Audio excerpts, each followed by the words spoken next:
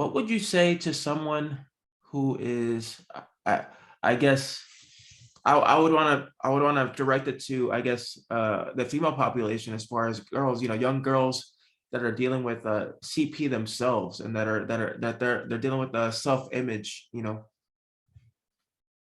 Yeah. And I kind of spoke about this in one of my recent reels I did on Instagram, just because it is something that, I struggle with, I have struggled with. And I know on social media, it seems, everything's great, but I want to make sure I'm upholding that vulnerability and transparency.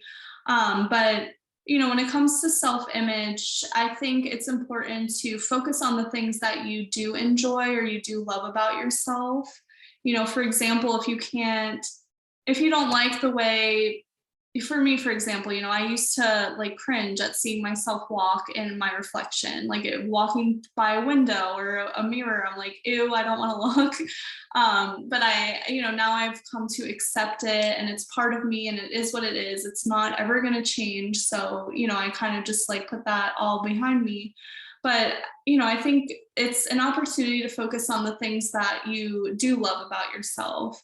So I've always felt, I have a good sense of humor, and that's something that I kind of pride myself on, especially when it comes to dealing with my disability. There's definitely a fine line. I don't want to overdo it and kind of making fun of my disability, but it kind of helps.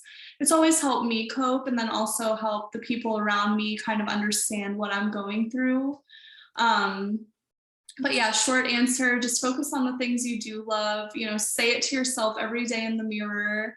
And I think, building that trust and confidence with yourself in small ways can kind of escalate into the larger picture of, what you're trying to accomplish just with self-love and, appreciating yourself how you are and the things you cannot change.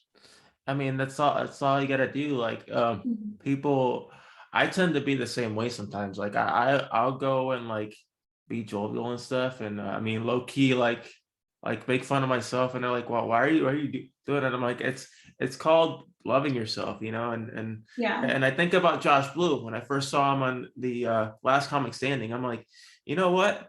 I should aim to be more like that guy. He's Yeah. always his comedy centered around his CP. Why not, enjoy what I have and embrace what I have? And it Exactly. took me Mhm. until I was 25 to finally realize that.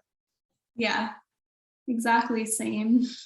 And fast forward 5 years later, and here we are. We're doing big things out here. Yeah.